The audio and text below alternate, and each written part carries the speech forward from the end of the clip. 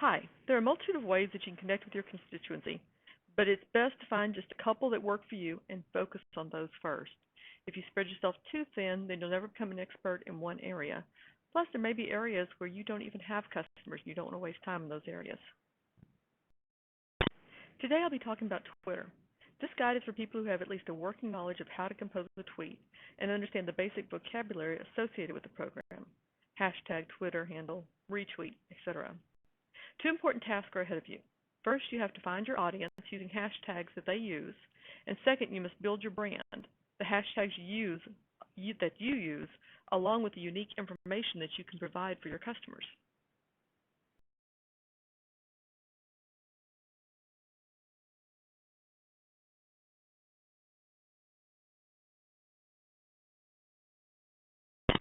This is a screenshot of Hashtagify. It's an online program. You don't have to download it, and it's free.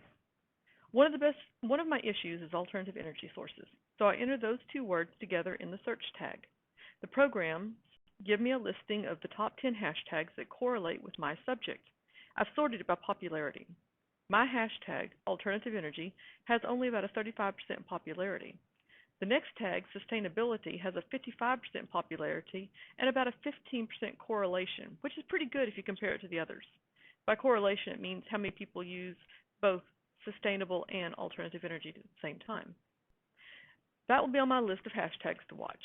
The next one that looks likely is energy, but I think that could refer to coal and oil as well. I might watch it just to make sure. The hashtag green is very popular, but not very high on the correlation ratio. However, I like it, and unlike the other options, it's short. Short is good because I only have a limited amount of characters and I need to get my ideas in the tweet as well. You can see over on the right column, they have a list of some of the recent tweets that have gone out with your hashtag on there. So I can give you kind of an idea. You can scan down through that list to see any other possible tags that you missed. That program is Hashtagable.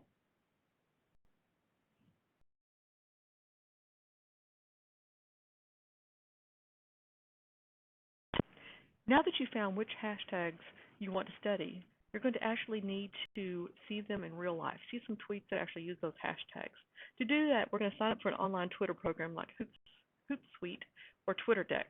Nice thing about those is they have different columns. You can bring up 4 columns on your computer, one for each one of the hashtags you thought were popular, and see side by side which ones actually have tweets that are going to further your brand.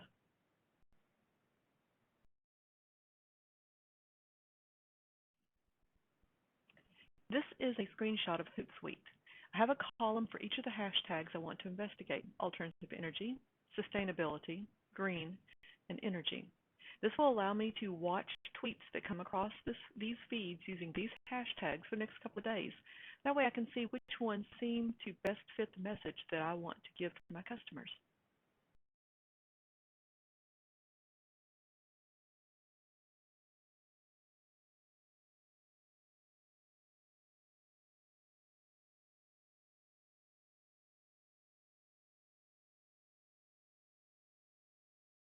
This is a sample tweet. The top line in bold is their common name, which is followed by their Twitter handle label and how long ago the tweet was posted. The next line has their message along with a bit of clickbait, the read how part. Whenever you write something, you want to write down a little bit of the message about what the topic is you're talking about, and then you want to say something that's get them to click on you. And for now, they're just saying read how, it lets you know that you actually have information you're going to give them. The next line is the link to their article, which is posted on a web page outside of Twitter. Their hashtags that they're using, hashtag ECO and hashtag green, along with an attribute to someone called Green Seal. Attributes are important because whenever you give an attribute, that means that's going to show up in that person's Twitter feed, and all of their followers are going to see it as well. If you want to specifically get someone to notice your tweet, or if you're giving them credit for something in your tweet, for example, if you're referring back to their article that they wrote, then you'll include the @ symbol followed by their Twitter handle. This will put your tweet, again, like I said, on your timeline, so all their followers and your followers will see that tweet. One very important thing to do is do not put the Twitter handle as the first word in your tweet. If you do that, you're going to limit the number of people that are going to see your post, because the only people that will see the post, if you have at the very first, if you have the very first word is at and their Twitter handle, only the followers that both of you have in common are going to actually see that tweet. So very important. Do not put your Twitter handle as the very first word. Now you've learned the lingo, and it's time to start narrowing down and focusing on the area that actually contains your voters.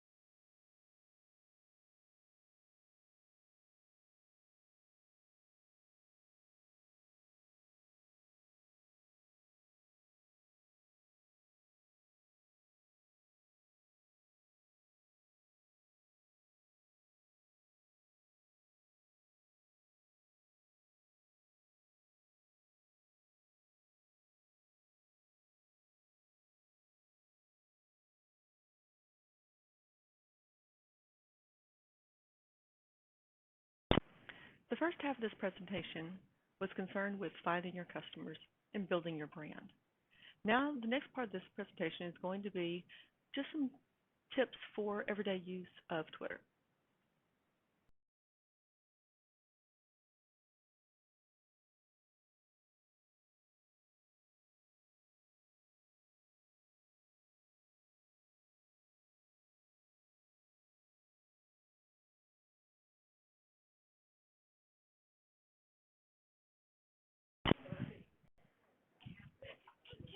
Hey there, how you doing?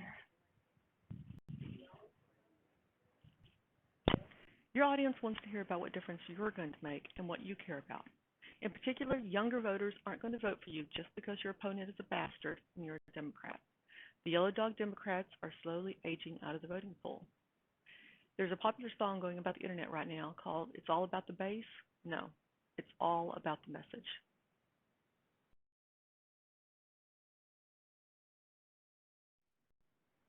It's a great idea to add variety to your tweets.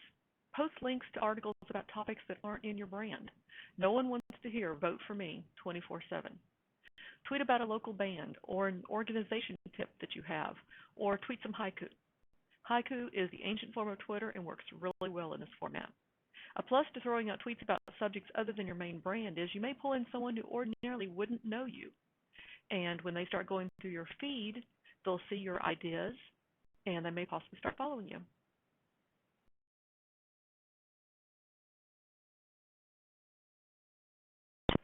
Hashtags and photos will get your tweets noticed.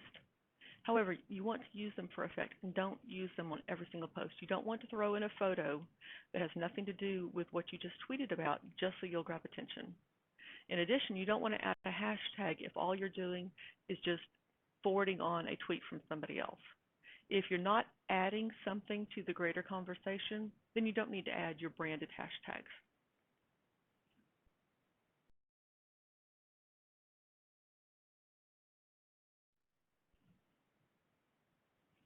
Photos that relate to the subject of your tweet are fantastic and they will grab attention. One of the greatest problems we have, though, or that I've seen online, is people will take pictures on Instagram, automatically transport them over to Twitter, and they don't show up, or they don't show up well. The problem is that Instagram uses square photos.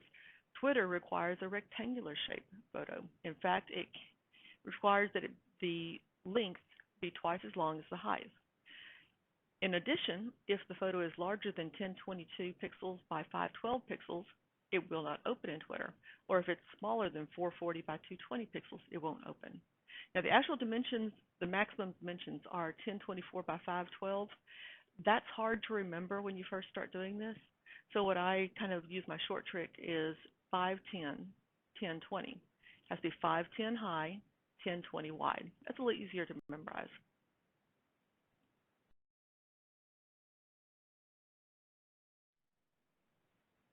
This is not what you want to see on your feed.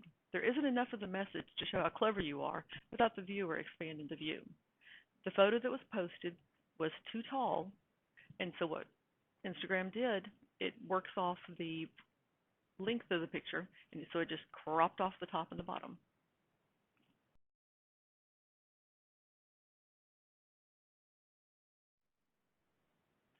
This time, Twitter did not crop it off top and bottom. Either this picture was too large or it was too small. So Instagram's going to put a little picture over here that says View Photo. You have to click on that in order to see the photo.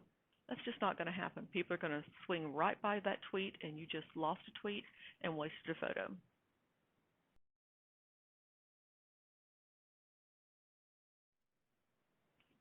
Here's a photo that I want to use. The problem is it's square. It won't post correctly. So normally I use a different program to modify my pictures, but everybody has Paint. So I'm going to use Paint to demonstrate this process because no matter which computer you jump on, if it's a Windows computer, it's going to have Paint on it.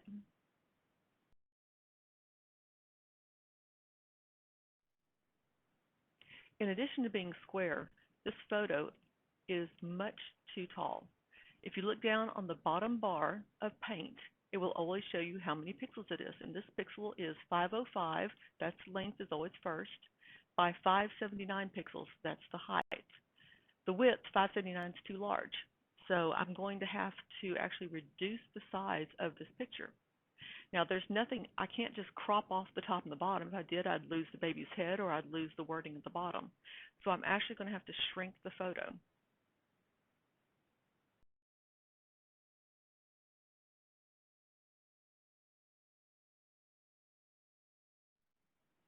To resize this picture, I'm going to click on the Resize button that's in the menu ribbon at the top. And whenever the Resize and Skew box opens, I'm going to make sure that Maintain Aspect Ratio is checked. Maintain Aspect Ratio will, what happens is if you shrink the length, it's also going to shrink the height so that your picture doesn't get stretched or compressed.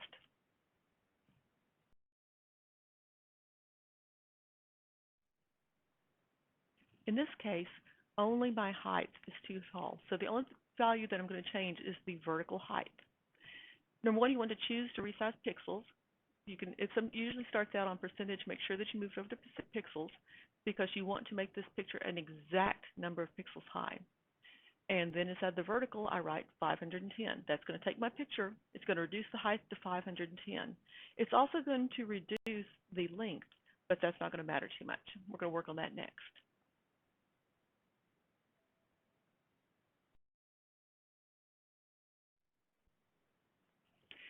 You can look down the bottom bar and you see that my dimensions are now 504 pixels wide by 504 pixels high. Nothing's too large, nothing's too small, so the picture is going to open. But at this point, if it did open, it would crop off the baby's head or crop off the boards at the bottom. So I need to change the ratio so that the length is twice the amount of the height. Since my height is 504 pixels, I need to double that to make the height. So it's going to be 1008 pixels by 504 pixels. In order to do that, I'm going to create a picture frame for this picture. Down on the bottom right of the picture, you would see a tiny circle. It's probably not going to show up on this picture, but there's a tiny circle. That's a pull point. You'll want to grab that pull point with your mouse and pull it out to the right until your picture frame dimensions here at the bottom, those numbers on the bottom bar, say 1008 pixels by 504 pixels.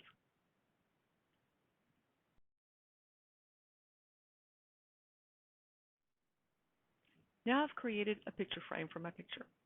You look down at the bottom dimensions, you can see that I have 1008 by 504. That's twice the length of the height. It's the correct size, but you have a lot of white space over here on the right side. If I wanted to, I could fill that with text, but I'm going to show you something that allows you to make it look a little better on Twitter.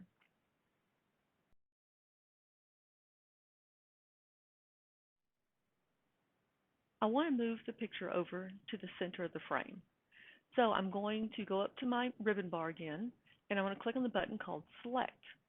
Then I'm going to put my mouse at the top left of the actual picture I want to get and drag it all the way down to the bottom of the picture that I want to pull so that the entire picture is selected. And then simply click your mouse right in the middle of that selection, and you can drag your picture wherever you want to. You want to try to eyeball it, get it so that it's just about centered in the picture, and make sure that you haven't raised or lowered the picture. You want to make sure that both the top and the bottom are still inside the picture frame. And you can see that now I have a much better spacing. It's probably not exact. I didn't pull out a ruler and measure it, but remember, most people are going to be looking at this picture on a phone, and they're not going to notice minor differences.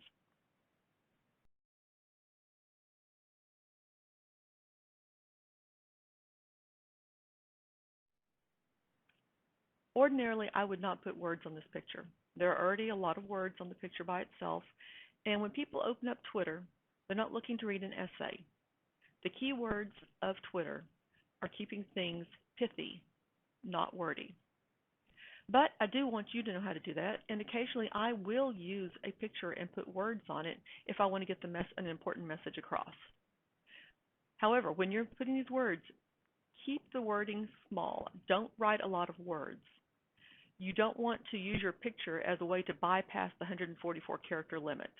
Again, remember, people don't want to read a lot of words. They're looking for a very short message.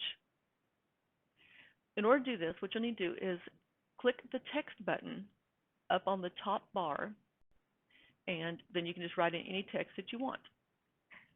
Be sure and save the picture.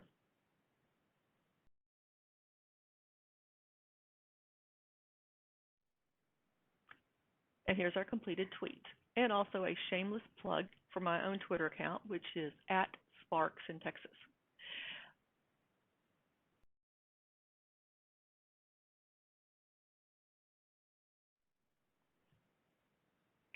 Sometimes you don't need to make the entire picture show. Anytime that you reduce the size of the picture, it's going to look smaller inside their Twitter feed. In this case, I wanted this $sign to really pop out and grab their attention. So I put it in there, and it cropped off the top and the bottom, but you can still get the message across. So just keep that in mind that you don't have to reduce every single picture.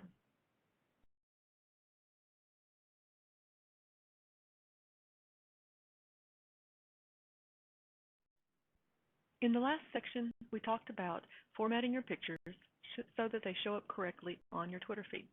Now we're going to move on to tweeting regularly, finding that balance between too many and too little.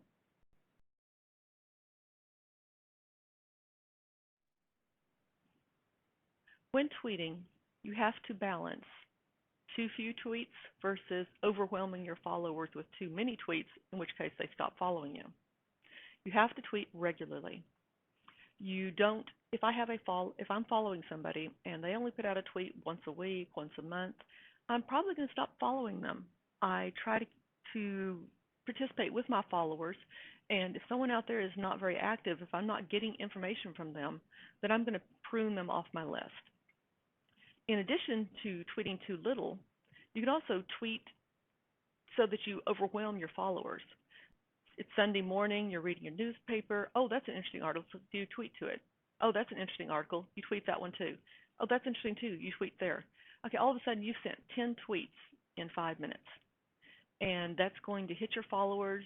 It's going to overwhelm them. They're going to see too much of you. They'll probably turn you off and stop following you. So you need to tweet regularly, 1 to 3 times a day minimum, and you need to spread those tweets out throughout the day.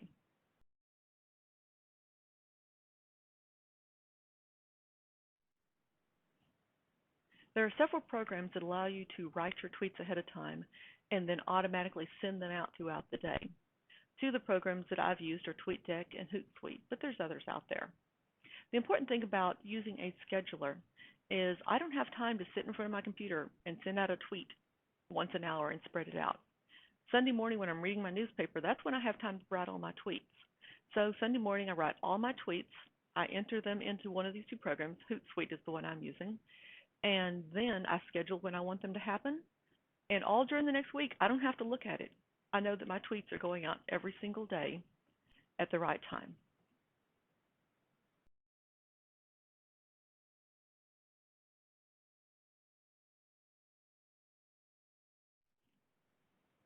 It's Sunday morning or Sunday afternoon by this time. I've written all my tweets. I have them all ready to be scheduled out for the week, but when am I supposed to post them? If I post a tweet at 7 a.m., but the people that I want, my people that I want to follow me, don't turn on their computers till 9 a.m., then I've just wasted a tweet. That's where a program such as socialbro.com come into play. On socialbro.com, I gave it a list of about 40 people that I want to follow me.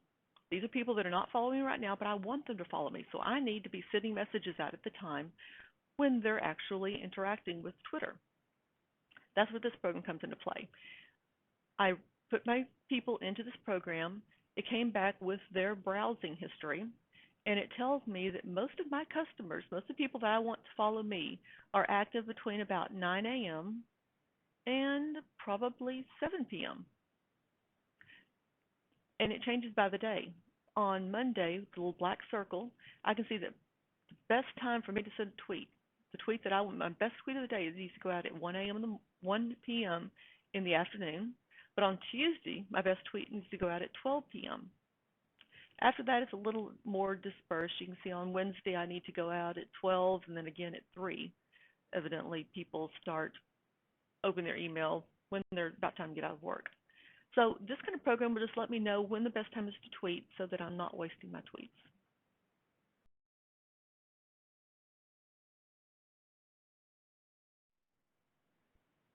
In addition to telling me when my followers, or the people that I want to follow me, are online, Social Bro will also tell me what the people I want to follow me are talking about.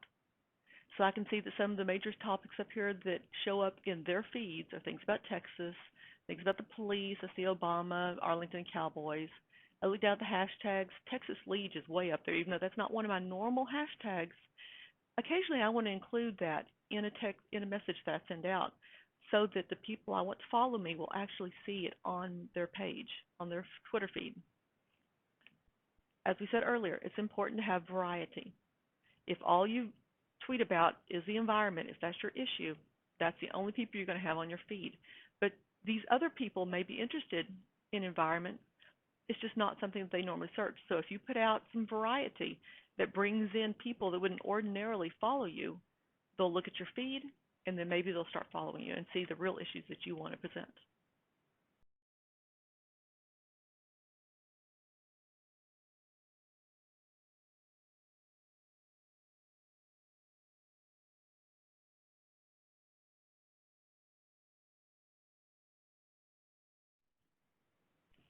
After I've written my tweets and I know by Social Bro about when I'm supposed to post them, I'll create an Excel spreadsheet cheat sheet.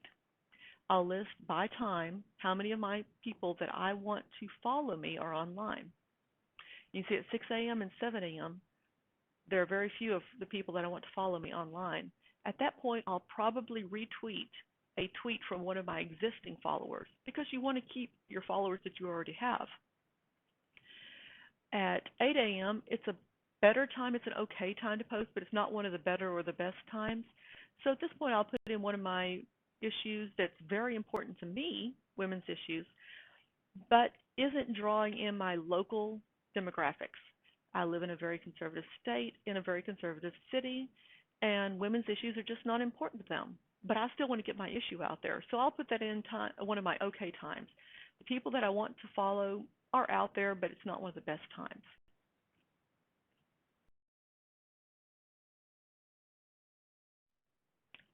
This is a screenshot of Hootsuite.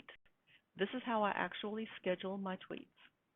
On the top left, you can see that I can send a message out to any of my accounts. I can put it in my Twitter account, my Facebook account, my LinkedIn account, and several others. These are just the only ones I have up here.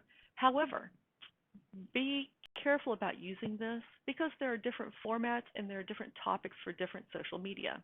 For example, I would not send out something about a women's issue to my LinkedIn account. My LinkedIn account is a professional account. If I was tweeting something about organization, how to use Evernote better, how to organize your social life, I could even tweet that out there because that's professional material. But if it's about particular issues like the environment or women's issues or getting money out of politics, that doesn't go to LinkedIn. In addition, I send a lot of my tweets to Facebook, but the format's not the same.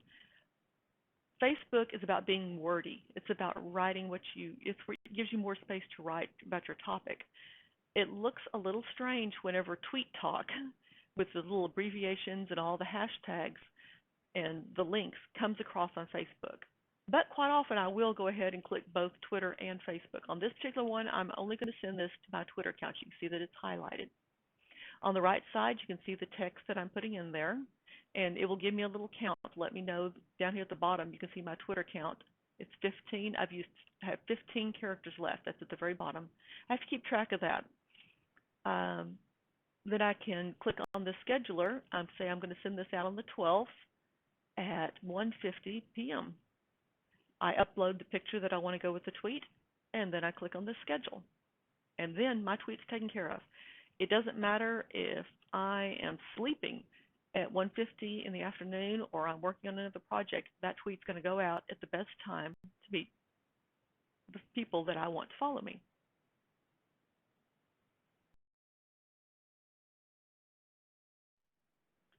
This is another screenshot from Hootsuite. In this one, it gives you a graphical view on a calendar of when you have scheduled tweets. Normally, I would have them on Tuesday, Wednesday, and etc. In this case, I just started, but I want to take a screenshot. You can see that I've already filled in all of the slots except for the best times that I'm supposed to tweet. I left my 12 o'clock and my 1 o'clock open because that morning, on Monday morning, I want to actually scan the headlines, and 1 o'clock is my best time to tweet. I want whatever I put out there to be fresh. So I will leave those spots open quite often. Then that morning, all I have to do is I have to write 4 tweets.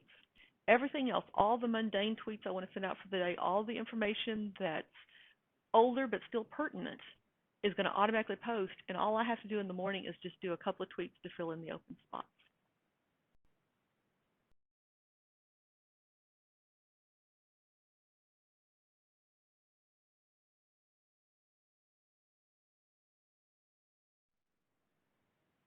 Thank you for watching. I hope that you get some ideas from this presentation that will help you more effectively create your social presence. Again, if you have any questions, be sure and contact me. Thank you. Take care.